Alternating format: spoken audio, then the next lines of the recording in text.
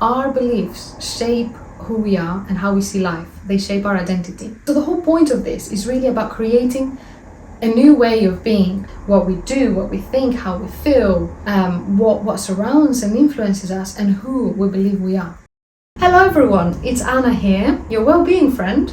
Well, I thought of making a different type of video this time to also introduce myself and say hello to you, because I haven't done anything like this before. And I have to say, I'm still experimenting with what type of videos I like making the most. And so far I haven't really posted many long form videos, although this has been the intention since the start. Nevertheless, we are here now, and in this video we'll be exploring change. So what does it mean to change? Why would someone want to change? When can someone change? And how? And how can that happen in the most effective way? Because when we understand this, then we can dig into the habits as well that will help us change. But that will be something for another video. Now, a quick disclaimer. The research I have done is based on what I've learned through podcasts I've listened to, through books and articles I've read, and my own experience, as well as AI. So let's get into it. So what does it mean to change in the first place? So change is the process of updating who we believe we are and what we believe is possible. It is a way you experience yourself, others, the world, that leads to a different pattern of thinking, feeling, and behaving. We don't want to see change as becoming someone else, but change is updating the beliefs that I already have and the identities through which I experience my reality. So what meanings do we give to events that happen in our life? So for example, we have this event, someone criticizes my video. Then if I'm person A, I'll be thinking, I'm not good enough, my content isn't really valuable, and we have the same event of someone criticizing my video. I could say feedback is part of growth. Okay, skills improve through practice, right? So I am a creator who is still learning. And so what do? I publish the next video and I keep going. And so here is where we see that the event didn't really change, but how the person viewed it changes. Let's go on to the question number 2. So why would someone want to change? So now here, there are 5 ways through which someone ends up wanting to change. So that it is through pain. For example, you have poor health, you had a breakup, you have debt, you're burnt out. And so this kind of pushes you to change, because staying the same is really even more painful than changing. Now, number 2, it could be desire, because you want to start a business, you want to create a YouTube channel, you want to become physically fit or write a book, anything.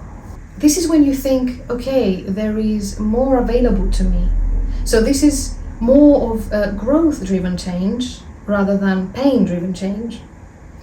Third one, it could be because of life events. So for example, you're becoming a parent, you are moving to a different country, you're starting a new career, or even you've dealt with an illness or lost someone. And so in this situation, it's kind of you're being forced to update your beliefs in a way. Now, fourth is through awareness. So for example, you have had therapy, you have had coaching, you are reading books, you have meaningful conversations with people that inspire you. And even through meditation, you kind of realize that there's something else there, because you see the story you've been telling yourself and you might be thinking, is that really true? And so you start questioning it. Okay, and the 5th is through meaning. So for example, you're questioning, who am I? What matters for me? What kind of life do I even want to live? So at this level, change is less about fixing problems and is more about becoming aligned with your values. What are your values? So now on to the 3rd question. When can someone change? So we have to be open. We have to be open to questioning the old story that we have said to ourselves, right? When we are willing to create new experiences and new life, then that challenges our existing beliefs, which is really our identity. So most importantly, when we become aware of the way we are thinking, feeling and behaving that is no longer serving us, that is when change can happen. So now, question number 4, how can we change in the most effective way? So there are 5 main drivers of human behaviors: our actions, our thoughts, our emotions, our environment, and our identity. So what we do, what we think, what we feel, what surrounds us, and who we believe we are. So the whole point of this is really about creating a new way of being, because research shows that lasting change happens through interactions between all of these. What we do, what we think, how we feel, what surrounds and influences us, and who we believe we are. Our beliefs shape who we are and how we see life. They shape our identity.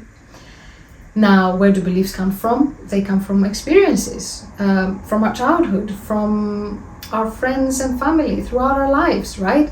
Brain, mind, and body remembers what we have already lived, what we've been through, and what we've experienced. And it sees reality through those experiences, and it predicts that the same thing will happen again. What we call evidence for our brain is basically our lived experience. But what's the most important is the meaning we give that evidence. So let's take, for example, someone that struggles with anxiety. Let's take this event. They're invited to a party and they're thinking, people will judge me. So I'm an anxious person and I'm going to be uncomfortable in that space, and so I should decline this invitation. And so what that does, it gives them temporary relief. But what happens to the belief? The belief stays the same.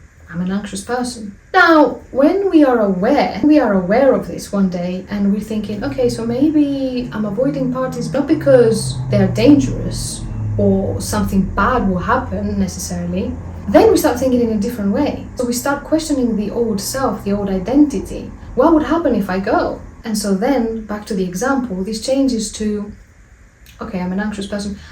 Some people might judge me, but I can handle it. You know, I'm someone who feels anxiety, but I can still show up, I can still try, you know. And so that changes. Because the goal is to create new experiences. The goal is to create new beliefs. So the person you are today is not fixed. Remember that what you're experiencing is because of the habits that have been repeated throughout your life. And, you know, if those patterns, those habits are learned, they can be changed. We can change ourselves. So in the next video, I'm going to explore habits, because habits don't change only what you do. They change what you believe for yourself. All right, everyone. So thanks for watching, and I'll see you on the next one. Bye.